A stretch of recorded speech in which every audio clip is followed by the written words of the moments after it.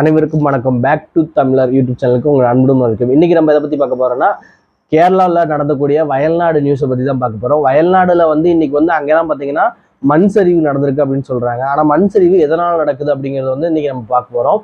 மண் சரிவுங்கிறது பார்த்தீங்கன்னா இப்போ நம்ம ஏரியாவில் இருக்கிறது எல்லாம் பார்த்தீங்கன்னா நம்ம ஏரியாவிலையும் ஃபாரஸ்ட் ஏரியா இருக்கு, மலை காடுகள்லாம் இருக்கு, அதுலேயும் மக்கள் வாழ்றாங்க. ஆனால் நம்ம ஏரியாவில் என்ன இருக்கு அப்படின்னு பார்த்தீங்கன்னா பாறைகளாக இருக்குது. அதாவது கல் பாறையாக இருக்கிறதுனால நம்ம ஏரியாவில் மலை சரிவு மண் சரிவு வரல.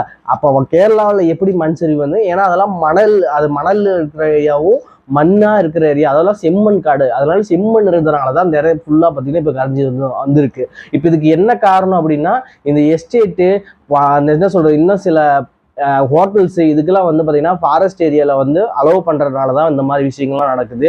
இப்போ அங்கே பில்டிங் கட்டுறோம், அது காடும் மலையும் சார்ந்த பகுதி. இப்போ அந்த இடத்துல நம்ம என்ன சொல்றது, இந்த மாதிரி தனிப்பட்ட ஒரு நபர்களுக்கு